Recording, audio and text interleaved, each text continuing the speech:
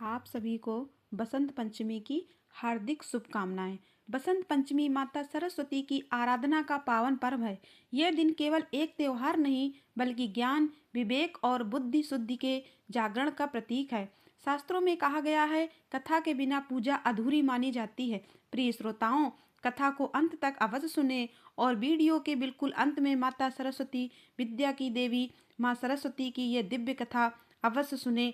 एक बार त्यो ऋषि नारद मुनि तीनों लोकों में अपने अप्रतिम ज्ञान, अपनी अनवरत तपस्या और अपनी मधुर वाणी के लिए बहुत ही विख्यात थे। वेदों का एक एक मंत्र, शास्त्रों का रहस्य, पुराणों की प्रत्येक कथा सब उनकी जीभा पर कंठस्थ थी। जैसे उनकी वाणी के तार पर सप्त सुर, उन्होंने स्वर्ग, मृत्यु और पाताल सभी लोकों का भ्रमण किया। देवता, मनुष्य और दानव सभी से वार्तालाप की। उनसे बड़ा ज्ञानी भला कौन हो सकता था। इसी विचार ने धीरे धीरे उनके भीतर एक सूक्ष्म किंतु प्रचंड अहंकार को जन्म दे दिया था। कौन है इस ब्रह्मांड में जो नारद से अधिक जानता है?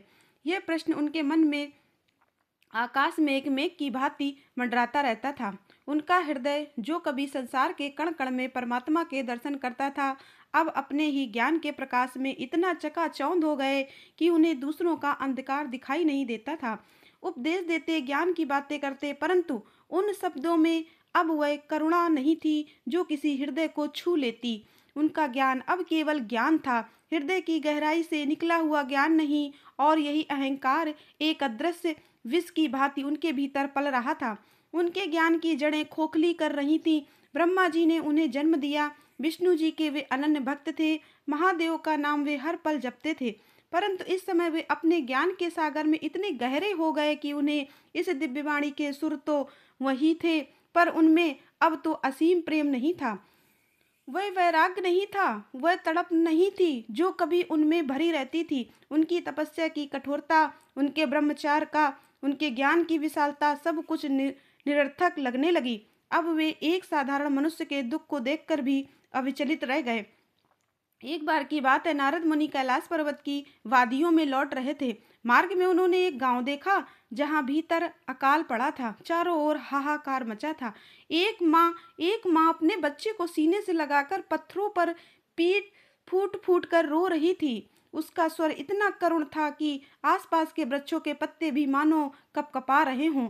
नारद मुनि क्षण को रुके, उन्होंने उस माँ को देखा, उस बच्चे को देखा। उनके मन में एक विचार आया, ये तो संसार का शाश्वत नियम है, जन्म मृत्यु सुख दुख यह सब माया है। ज्ञानी को इस बंधनों में नहीं फंसना चाहिए। और यह सोचकर वे अपनी बीड़ा पर नारायण नारायण का जाप करते हुए आए। उनकी चाल में, उनके चेहरे पर कहीं भी माँ के दुख की कोई छाया नहीं पड़ी। उनका हृदय ज्ञान के अहंकार से इतना कठोर हो चुका था कि वह उस मार्ग से कहीं भी नहीं पिघले। ये घटना स्वयं देवराज इंद्र को भी चिंतित कर गई। उन्होंने अपनी आंखों से नारद जी के इस व्यवहार को देखा था। ब्रह्मा, विष्णु, महेश तीनों देवताओं ने नारद के इस बढ़ते हुए अहंकार को महसूस किया। उन्होंने माता सरस्वती से आग्रह किया कि हे देवी, ज्ञान की नारद हो, आप ही ज्ञान का मतलब केवल आप ही हैं जो उन्हें निद्रा से जगा सकती हैं।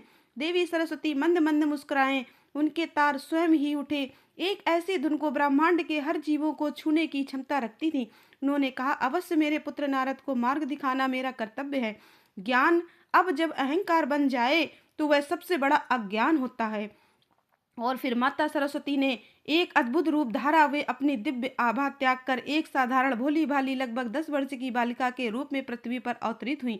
उनके बिखरे हुए थे, वह साधारण थे और आंखों में ऐसी पवित्रता थी कि जो कि भी हृदय को मोहित कर सकती थी। उनका नाम उसने बोध रख लिया था। नारद मुनि अपने अगले अवसर को देख के वे एक घने वन में गुजर रहे थे, जहाँ की शांत निर्मल हवा उनके मन को सुख दे रही थी।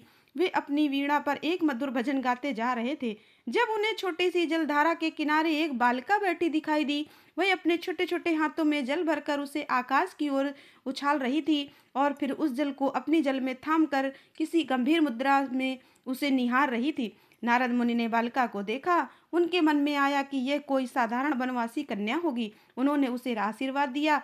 कल्याण हो गए थे। बालिका ने सिर उठाया। उसकी आंखों में ऐसा गहरा प्रश्न था जिसने नारद जी को एक पल के लिए विवश कर दिया। सुख माना जाता है, वे बोली, मुनिवर, आप तो तीनों लोकों के ज्ञाता हैं, क्या आप मुझे एक प्रश्न का उत्तर दे सकते हैं? नारद ने अपनी छाती चौड़ी की। पूछो बेटी, नारद से भला कौन सा प्रश्न छुआ रह सकता है। उनके स्वर में अभिमान की स्पष्ट झलक थी। अपनी नन्ही सी अंजल में जल लिया और पूछा, यह जल मुनिवर क्या यह पानी है? नारद हंसे, अरे मूर्ख बालिका, यह तो स्पष्ट ही है, यह जल है। बालिका ने फिर पूछा, और जब यही जल भाप बनकर आकाश में जाता है तो क्या यह तब भी जल ही रहता है? यह जब बर्फ बनकर जल जाता है तब भी यह जल ही कहलाता है? नारद क्षण भर को रुके नहीं, तब यह भाप और बर्फ कहलाता है, पर इसका मूल तत्व तो जल ही है। बोध ने अपनी अंजल से जल को धरती पर बिखेर दिया।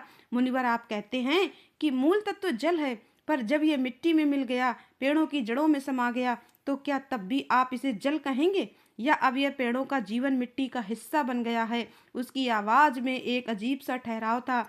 नारद को थोड़ा आश्चर्य हुआ। यह तो साधारण भौतिकी है बेटी, इसका मूल स्वरूप तो जल ही है, भले ही वह कहीं भी मिल जाए।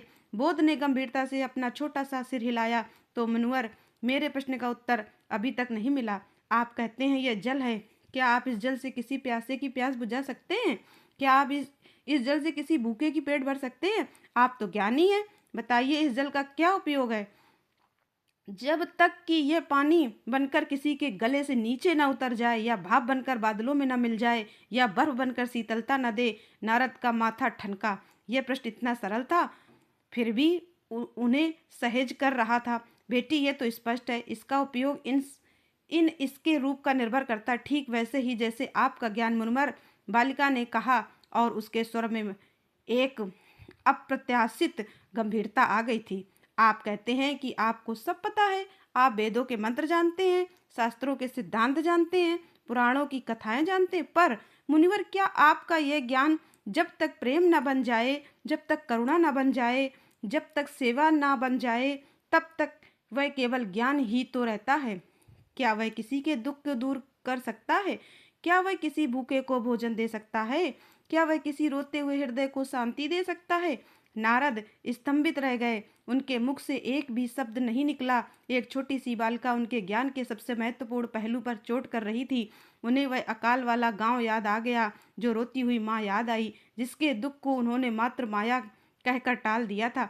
बालिका ने अपनी बात जारी रखी। उसके नेत्रों में आंसू उमड़ पड़े। मुनिवर, आप तो स्वर्ग के सुखों की बात करते हैं, मोक्ष की राय बताते हैं, पर क्या आप जानते हैं कि धरती पर एक माँ का हृदय कैसे रोता है जब वह अपने बच्चे को भूख से तड़पता देखती है और उसके पास कुछ नहीं होता? क्या आपके ज्ञान से उस माँ का दर्द, क्या आप उसे बता सकते हैं कि या तो आप माया हैं? दुख से मत डरो और उसका दुख मिट जाएगा। उसकी आवाज में अब एक ऐसी वेदना थी जो नारद के कठोर हृदय को भी भेदने लगी थी। अब वह कहते हैं कि सब कुछ ईश्वर की इच्छा है, तो क्या ईश्वर ने ही उस बच्चे को भूखा रखा है, उस माँ को बिलखने के लिए मजबूर किया है? क्या आपका ज्ञान उस ईश्वर की इच्छा को समझ सकता है, या इस इच्छा के पीछे छिपी करुणा को महसूस कर सकता है? नारद के हाथों से उसकी बीड़ा सरक कर धरती पर गिर गई। एक ध्वनि के साथ उनका मुख पीला पड़ गया। उनके मस्तिष्क में एक भयंकर मतलब शुरू हो गया। उसकी आंखें डबडबी हो गईं। उन्हें लगा जैसे अनेक ज्ञान का विशाल भवन, जिस पर उन्हें इतना गर्व था, पल भर में रेत के महल की तरह ढह गया। उन्होंने देखा, उनकी आंखों के सामने वेदों के मंत्र, शास्त्रों के सिद्धांत सब शून्य हो रहे थे। उनका ज्ञान, जो अब तक उन्हें अजय प्रतीत हो रहा था, अब एक बाहर लगने लगा था। वह ज्ञान को, हृदय को स्पर्श नहीं कर सकता। वो किस काम का? बालिका ने आगे कहा। उनकी आवाज अब और भी अधिक करुण और भेदक थी। मुनिवर, क्या आपको याद है जब आपने उस अकाल पीड़ित गांव को देखा था, उस माँ के आंसू, उस बच्चे की भूख, क्या आपका ज्ञान तब आपके हृदय को छू पाया था, या आपने उसे केवल माया कहकर अनदेखा कर दिया? नारद मुनि, जो कभी संसार में किसी के सामने नहीं झुकते थे, अब अपने घुटनों पर आ गए। उनके नेत्रों में अश्रुधारा बह निकली। हे बालिका, पिता मुझे क्षमा करो, मैं कितना अज्ञानी हूँ। मेरा ज्ञान केवल शब्दों का ढेर था, उसमें प्रेम नहीं था, करुणा नहीं थी। मैंने सब कुछ पढ़ लिया, सब कुछ जान लिया, पर यह नहीं जाना कि ज्ञान का असली अर्थ क्या है। उनका गला भर गया। उनके हृदय में तीव्र पीड़ा उठी, पश्चाताप की अग्नि से जला रही थी। उन्हें लगा जैसे उन्होंने जीवन भर कुछ भी नहीं सीखा। उनकी तपस्या, उनकी बीड़ा, उनका नाम सब कुछ निरर्थक प्रतीत होने लगा। उनकी आंखें बंद हो गईं। जब आंखें खोली तो वह छोटी सी बालिका अब वहां नहीं थी। उसके स्थान पर एक अलौकिक प्रकाश पुंज जगमगा रहा था। वो प्रकाश धीरे धीरे एक भव्य रूप में परिवर्तित होने लगा।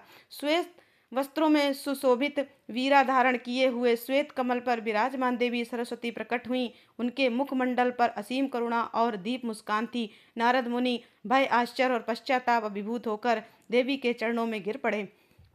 माँ जगदम्बिके, हे ज्ञान की अधिष्ठात्री, मुझे क्षमा करें। मैंने आपके ही ज्ञान का अनादर किया। मेरे अहंकार ने मुझे अंधा कर दिया था। उनके स्वर में सच्ची वेदना थी, पश्चाताप था। उनके आंसू देवी के चरणों को भिगो रहे थे। माता माता, सरस्वती ने अपने वात्सल्यपूर्ण हाथों से नारद मुनि के सिर पर हाथ रखा। उनकी मधुर शांत आवाज ने नारद के हृदय में शांति भर दी। उठो मेरे पुत्र। नारद, तुम ज्ञान के सागर हो, परंतु उस सागर में अहंकार का कचरा जमने लगा था।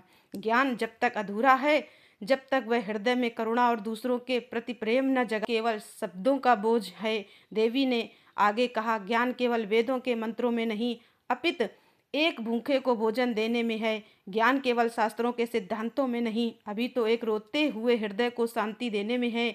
ज्ञान केवल तपस्या की कठोरता में नहीं, बल्कि जीवों में परमात्मा के दर्शन कराने में है। नारद मुनि उठे। उनकी आंखों में अब अहंकार नहीं बल्कि गहरी विनम्रता थी। उनके हृदय में एक नया प्रकाश जगमगा रहा था।